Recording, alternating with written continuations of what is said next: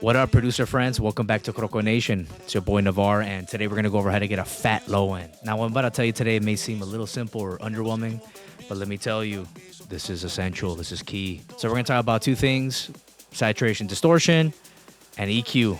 So let's go ahead and dive in. Easy money. All right, guys. So the first thing we're going to talk about is saturation, right? Saturation, distortion, right? So all we're doing there is overriding the frequencies and introducing new harmonic elements into your bass sound. And honestly, it could be leads or even vocals too, but if you just use it in the right amounts. So I put a little arrangement together, and specifically we're going to focus on the bass line. And so I'm using the simple tech house bass from my new Casa Volume 1 pack coming out. If you like to support the channel, it'll be coming out at the end of this month. And just for some context, guys, before I play this, I took off all the saturation, compression, everything from it. So it's just going to be the bass by itself with no processing. So let's listen to it without any processing, and then I'll show you how saturation makes a huge impact on the sound.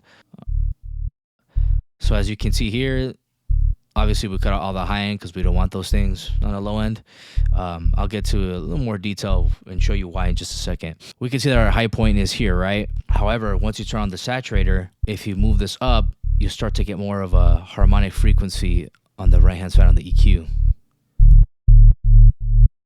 You see that we're introducing these new elements here? This is an extreme example, but what I recommend doing is bringing this down to your liking, to your sweet spot. So it might be around there, right? I just put it all the way up so you can hear for this demonstration. All right, so this is without the saturation. This is very weak. I mean, you can turn up the volume, but it's just not going to get that same effect. Now let's go ahead and do it with the saturation. You feel that? That's what you want right there. That's the fatness that you want. And you can also mess around with all the waves here, right? Like there's a medium curve. And obviously if you do like a hard curve, it's more of a harsh or aggressive distortion or saturation. So you just mess with that. But I just like a simple analog clip. It's fine. I also like to use a drum bus, so you can just drag this down here. Let's bring this back here. Let's turn this off. And you can just mess with the settings to your liking. So,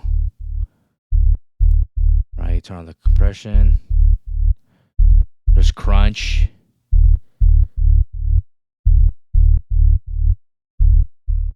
Right, there's a huge difference there.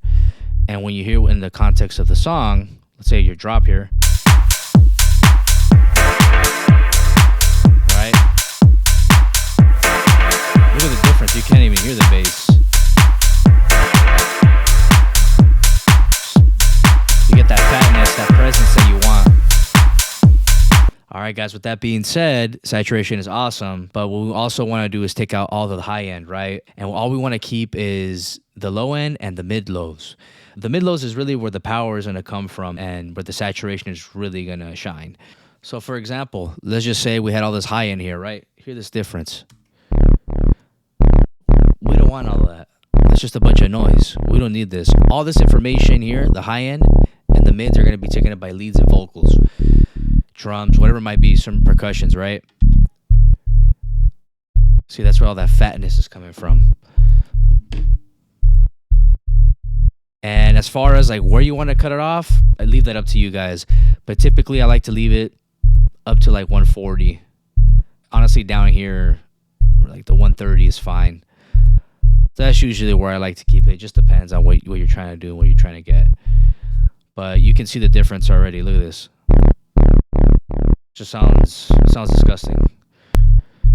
And just to give you guys some more context of what this is all doing, I'm right here on the mixer side of Ableton, and I'm going to give you another visual representation of what this is doing. So if we look here on channel 1 on our bass channel, I'm going to turn off the saturation on the bass. So what you're going to see is a strong green and then a faded green color.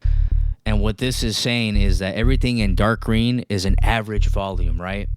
Everything that's in faded green is a peak, right? Peaks. So what we want to do is to start to close that gap. And the great way to do that is with saturation. So you get a higher average volume. Look at that. Look at the difference. That's where you're getting the average volume loudness, right? So I believe this is called the crest factor. And this is what you want to focus on when you're doing saturation, because that's going to give you overall average loudness. All right, it's a short one today, guys, but I hope that was helpful. And I really hope that's going to get your low end nice and fat. You know, summer's coming. You know what I'm saying? You got to get that low end right. If you found this tutorial useful, please consider following. Guys, I have a link down below with free Serum presets and samples. And I also have a pack for sale as well that has 50 Serum presets and has 150 high quality samples. You can't go wrong. So if you'd like to support the channel, please go to croconation.com and show some love. All right, guys, take care. Thank you. Sabe que si llegas a perder, no arreglan él, no arreglan él.